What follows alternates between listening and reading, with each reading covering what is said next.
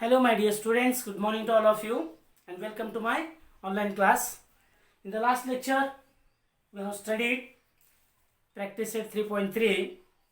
Now today in this lecture we are going to study inscribed angle and intercepted arc. Now let us see what is meant by inscribed angle. Suppose here a circle with center O, the point B lies on this circle, and here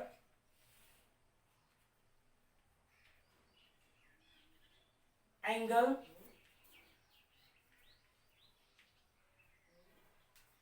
ABC means the vertex of angle ABC B lies on the circle, and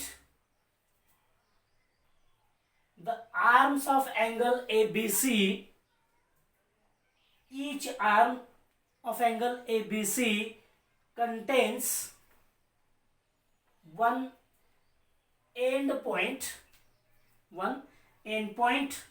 of arc PBQ. So such angles are called as inscribed angles.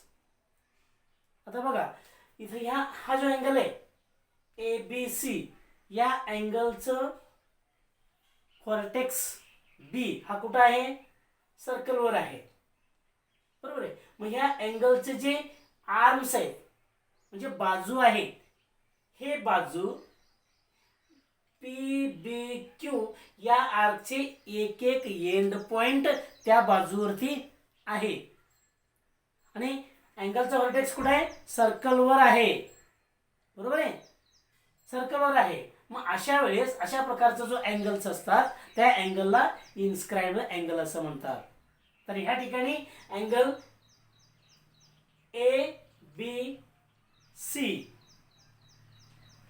ABC is inscribed in the arc PBQ.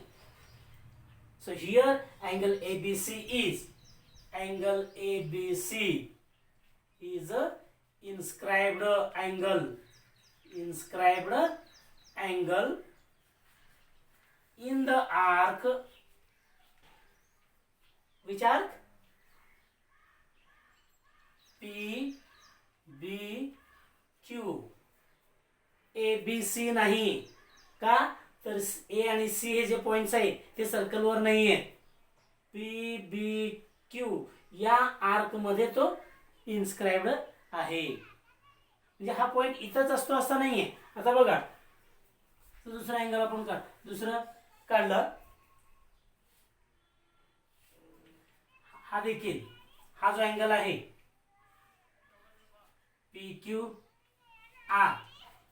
PQR देखील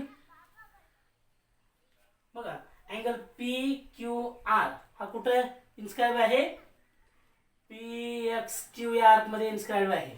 म्हणजे एवढा सोडायचा आहे, एवढा हा भाग सोडायचा, इथला जो भाग सोडायचा, हा जो भाग आहे हा भाग सोडायचा, उर्वरित जो इकडचा भाग आहे त्या आर्क मध्ये तो इन्स्क्राइब असतो. Here angle ABC is inscribed in the arc PBQ. Here angle PQR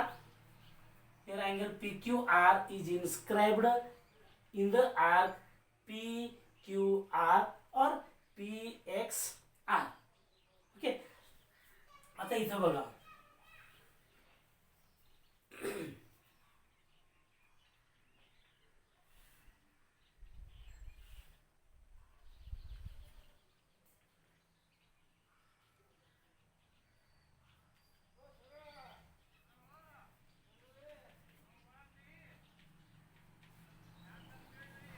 आता इथं अँगल DEF हा अँगल बघा, हा देखील इन्स्क्राइब्ड अँगल आहे. कशामध्ये, आर्क DEF मध्ये इन्स्क्राइब आहे, बरोबर आहे. आर्क कशामध्ये इन्स्क्राइब येतो, आर्क डी ई एफ मध्ये इन्स्क्राईब आहे. मग आता इथं जर आपण आणखीन एक डायग्राम बघितला आपण, आता समजा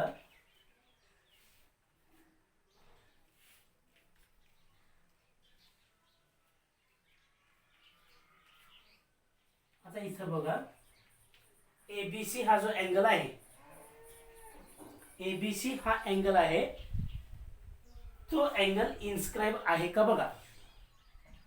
इन्स्क्राईब असण्यासाठी काय पाहिजे, अँगलचा व्हर्टेक्स हा सर्कलवर असला पाहिजे. मग सर्कलवर आहे सर्कलवरती. आणखीन एक कंडिशन काय, त्याचे दोन्ही आर्म्स आहेत, हे दोन्ही आर्म्स एक एक end point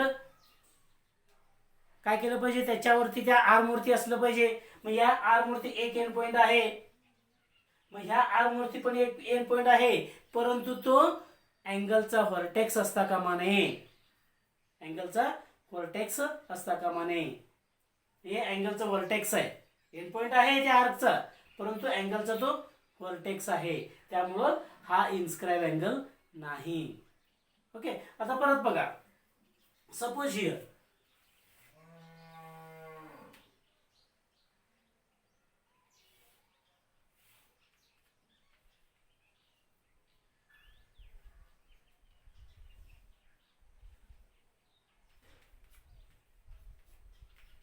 angle x Y Z आहे, बरोबर आहे. मग अँगल एक्स वाय झेडचे एंड दोन्ही आर्म एक एक एंड पॉइंट मधून जातात, बरोबर. इथं एक आर्क आपण पॉइंट घेऊया ए, एक्स ए वाय या आर्कचे दोन्ही एंड पॉइंट्स आहेत, या एक एक एंड पॉइंट्स मधून जातात, बरोबर. मग परंतु अँगलचा व्हर्टेक्स कुठे आहे बघा, सर्कलवर आहे का, सर्कलच्या इंटिरियर मध्ये आहे.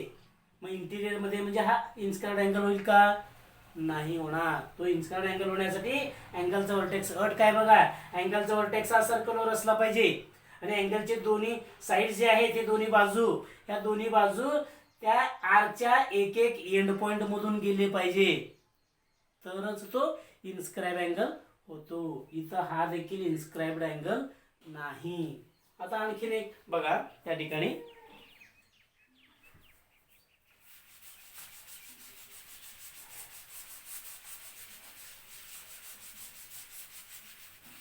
इथं बघा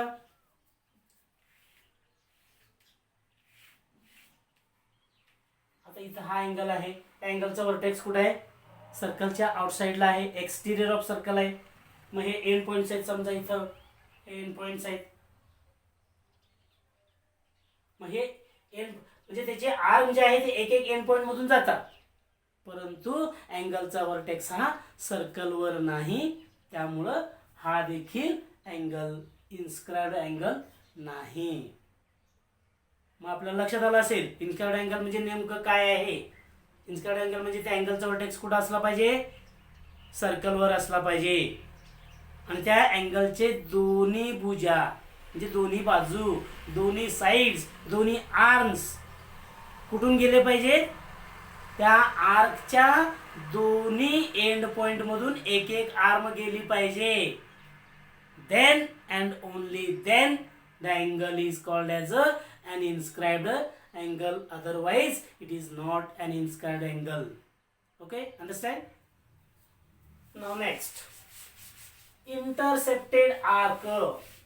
Intercepted arc,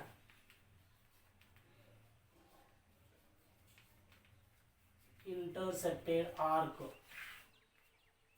इन्स्क्राइब्ड अँगल म्हणजे आंतरलिखित कोन, आणि इंटरसेप्टेड आर्क म्हणजे अंतरखंडित कंस. अंतरखंडित कंस. Suppose here there is one arc and one angle is given. Suppose it is the circle with center O. Here is the angle is given, angle ABC, and the arc AXC is given. If one angle and one arc is given, means one angle is here ABC and arc is AXC. Okay. If the each arm of angle ABC, each arm of the angle contains one end point of the arc, one end point of the given arc, and all the points of the arc other than end points, all the points of the arc other than end points are in an interior of the angle. Then the arc is called as an intercepted arc by the angle. आता बघा इथं हा angle एक दिलेला आहे बरोबर, ABC, आणि एक आर्क AXC दिलाय. मग या ठिकाणी या अँगलची प्रत्येक भुजा या आर्कच्या एक एक एंड पॉइंट मधून जाते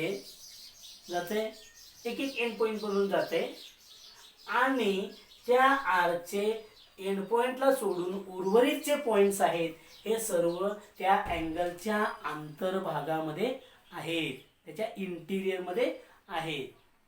मग असं ज्यावेळेस असतंय तेव्हा त्या आर्कला, आर्क AXC ला intercepted arc by the angle ABC असं म्हणतात. Here arc AXC is intercepted by the angle ABC. म्हणजे अँगल ABC ने हा काय झालंय, इंटरसेप्ट झालंय. मग आता इथं कंडिशन काय बघा, इंटरसेप्टेड आर्क साठी कंडिशन काय, अँगल ची प्रत्येक भुजा त्या आर्कच्या एक एक एंड पॉइंट मधनं गेली पाहिजे, बरोबर आहे. त्याच्यानंतर अँगल आर्कचे एंड पॉइंटला सोडून बाकीचे सर्व पॉइंट्स कुठे असले पाहिजे, ते आर्कचे त्या अँगलच्या इंटिरियर मध्ये असले पाहिजे. मग त्याला आपण त्या आर्कला इंटरसेप्टेड आर्क म्हणतो. आता हा कंडिशन आहे का बघा, अँगलचा व्हर्टेक्स कुठं असला पाहिजे, सर्कलवरच असला पाहिजे का सर्कलच्या इंटिरियर मध्ये असला पाहिजे का सर्कलच्या एक्सटिरियर मध्ये असला पाहिजे, असं काय कंडिशन आहे का, नाही कंडिशन. इथं कंडिशन काय, फक्त अँगलचे दोन्ही भुजा त्या आर्कच्या दोन्ही एंड पॉइंट मधनं गेले पाहिजे. एक भुजा एका एंड पॉइंट मधनं गेली पाहिजे, दुसरी भुजा दुसऱ्या एंड पॉइंट मधनं गेली पाहिजे, आणि आर्कचे उर्वरित पॉइंट्स हे त्या अँगलच्या इंटिरियर मध्ये असले पाहिजेत. ही कंडिशन आहे. अँगलचा व्हर्टेक्स कुठं असला पाहिजे ही कंडिशन नाही, त्यामुळे अँगलचा व्हर्टेक्स कुठेही असलं तरी या ठिकाणी चालतोय. मग आता त्यानुसार बघा, आता इथं हा एक फिगर मी या ठिकाणी काढतोय बघा. तर इथं या ठिकाणी अँगल QPR आहे, अँगल QPR आहे, आणि आर्क QYR आहे.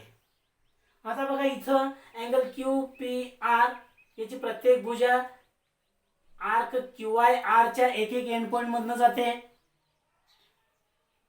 PQ ही भुजा Q या एंड पॉइंट मधनं जाते, PR ही भुजा R या एंड पॉइंट मधनं जाते, आणि ह्या आर्कचे सर्व पॉइंट्स त्या अँगलच्या इंटिरियर मध्ये आहेत. So here also the arc QYR is intercepted by the angle QPR. Okay, so here now look at this angle here.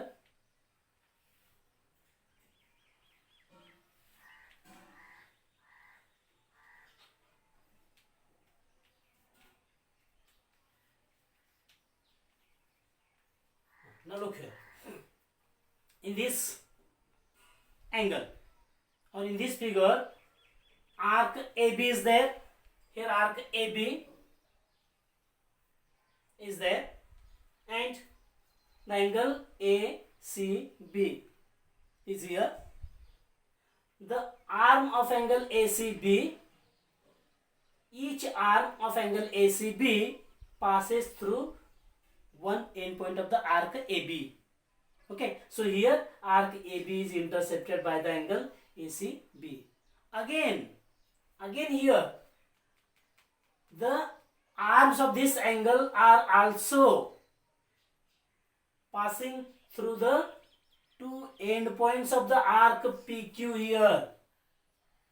बघा आर्क PQ च्या देखील एंड पॉइंट मधून जाते हे आर्म, हे दोन्ही बाजू, बरोबर आहे.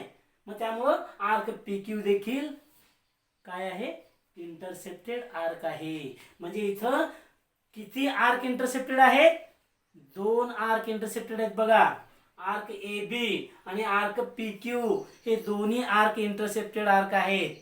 So here the arc AB and the arc PQ are two intercepted arcs by the angle ACB. Angle ACB मुळे हे दोन आर्क या ठिकाणी काय होतात, इंटरसेप्ट होतात. म्हणजे एक लक्षात ठेवा, अँगलचा व्हर्टेक्स हा सर्कलवर असेल तर एक काय होतंय, एक आर्क इंटरसेप्ट होते.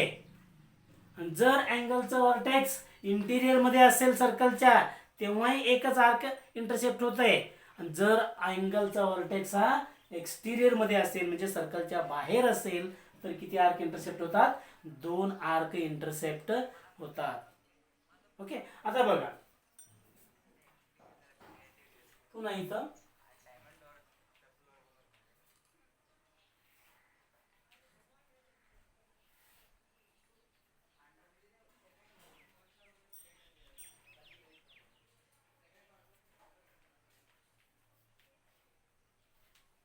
आता इथं बघा या ठिकाणी देखील बघा अँगलचे जे दोन्ही साइड्स आहेत ते दोन्ही साइड्स एक एक एंड पॉइंट मध्ये जातात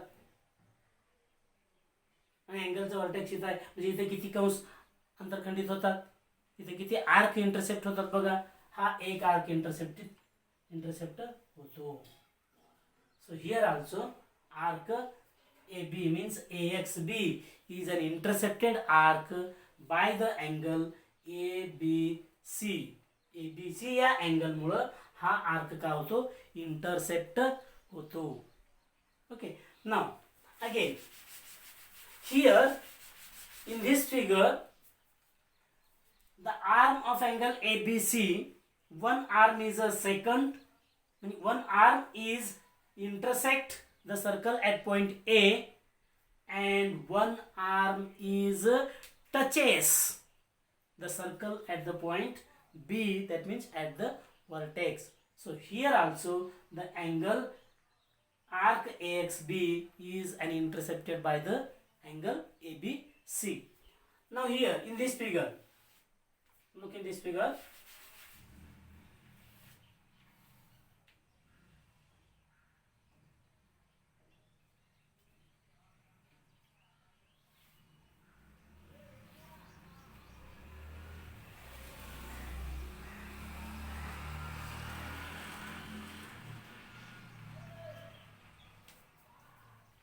आता बघा इथं ACB हा अँगल आहे, बरोबर. हा अँगल आहे, हा अँगल इथं टच झालाय आणि इथं टच झालाय, दोन्ही एकाच पॉइंट मध्ये टच झाले. इथं हे पूर्ण हा एकच पॉइंट आहे, तो इथून आणि इथं हे दोन्ही कॉमन पॉइंट C आहे दोन्ही मध्ये. जे सर्कल वरती त्या एंड पॉइंट्स नाहीये, तिथं सर्कलवर एकच पॉइंट आहे. म्हणजे इथं या ठिकाणी हा जो आर्क आहे तो आर्क म्हणजे पूर्ण सर्कलच येतोय त्याच्यामध्ये. आर्क म्हणजे काय, पूर्ण सर्कलच येतोय कारण इथे एकच पॉइंट आहे हा, त्यामुळे इथं हा आर्क इंटरसेप्टेड आर्क नाही आहे. मग आता बघा तर याच ठिकाणी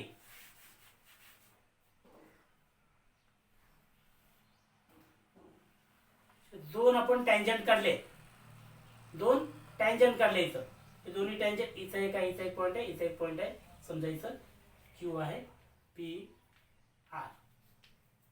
आता बघा इथं या ठिकाणी PXR and PYR. आता इथं बघा अँगल PQR चे दोन्ही बाजू आर्कच्या एक एक एंड पॉइंट मधून जातात, बरोबर. P आणि R मधून जातात. P आणि R हे आर्क पी वाय आरचे एंड पॉइंट्स आहेत आणि आर्क पी एक्स आरचे देखील एंड पॉइंट्स आहेत. म्हणजे याचे दोन्ही भुजा या दोन्ही आर्कच्या एक एक एंड पॉइंट मधनं जातात. म्हणून या ठिकाणी इथं देखील arc P Y R is an intersected arc by the angle PQR. Also, arc PXR is an intersected arc by the angle PQR.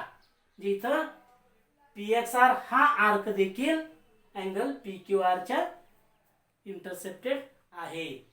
लक्षात आलं काय? इंटरसेप्टेड आर्क आणि इन्स्क्राइब्ड अँगल. कारण याच्यावरूनच पुढे एक थेरम आहे, inscribed angle theorem. That is important theorem. Okay,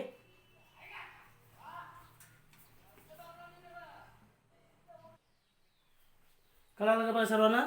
okay, all of you understood? Okay, I hope that all of you understood. So we will study the next theorem, that means inscribed angle theorem and the corollaries of inscribed angle theorem in the next lecture. So thank you.